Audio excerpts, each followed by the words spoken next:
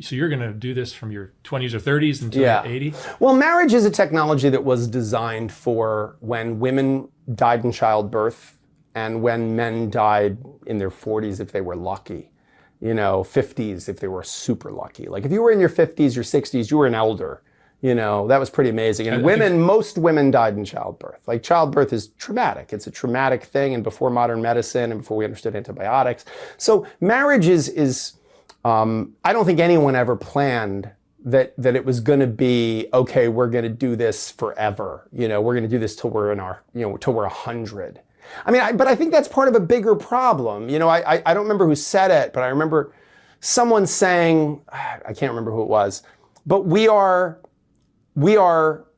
prehistoric creatures, right? Like we are biological creatures living in medieval institutions like education, work, with godlike technology. How do you think that ends?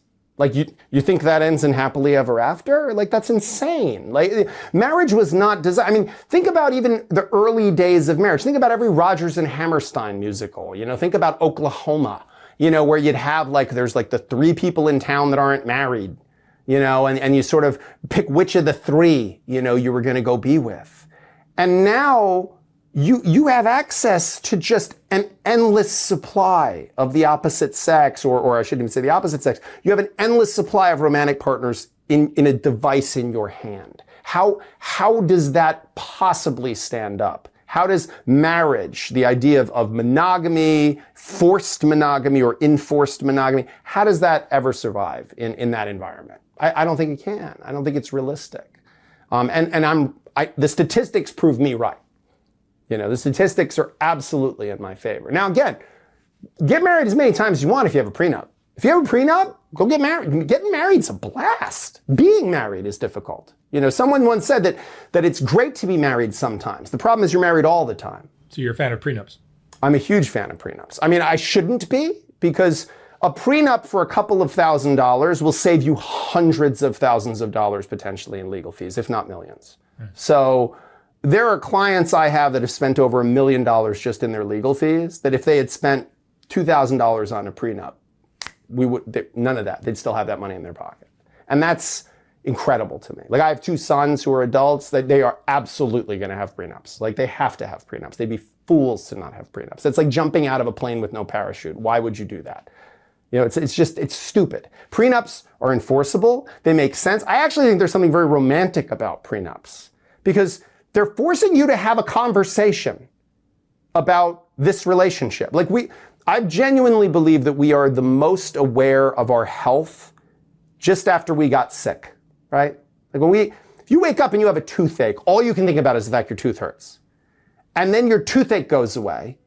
And for a week, you're taking care of your teeth. You go, oh my God, at least I don't have a toothache, But then a month goes by and you don't wake up and go, well, at least I don't have a toothache. It's the furthest thing from your mind. But theoretically, you could wake up today and go, I don't have a toothache. I don't have a backache. I don't have a head cold. This is a great day. What does a typical prenup look like? The easiest prenup in the world. Easiest. Yours, mine, ours. That's it. Yours, mine, ours. If in your name, it's yours. If it's in my name, it's mine. Like in a divorce, all the assets are split 50-50. Well, no, what you say in a prenuptial agreement is if it's an asset or a liability, if it's in my name, it's mine. If it's in your name, it's yours. If it's in our joint names, we'll divide it 50-50.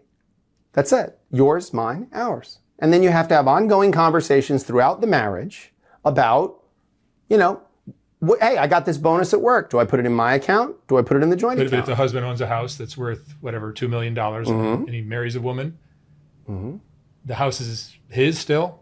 Well, they have to have a conversation. Do I owe you a house? That's an awkward conversation. Okay. You know what's a more awkward conversation? A conversation 10 years later with a lawyer about the fact that you have to give half of this house away to someone.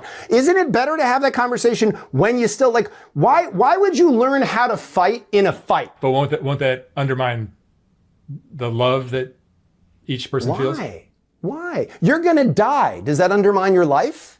Or does it make you conscious of the fact that this is finite and that you should be out there. Like, I think having a conversation with your partner about, look, I love you, you love me.